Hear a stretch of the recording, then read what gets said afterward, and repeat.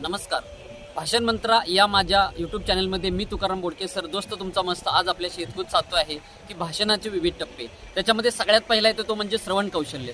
जर आपल्याला वेगवेगळ्या पद्धतीचे विचार ऐकायची सवय असेल, इतर श्रोत्यांना ऐकायची सवय असेल, व्याख्यान ऐकायची सवय असेल तर तुमचे श्रवण कौशल्य चांगले विकसित होऊ शकेल.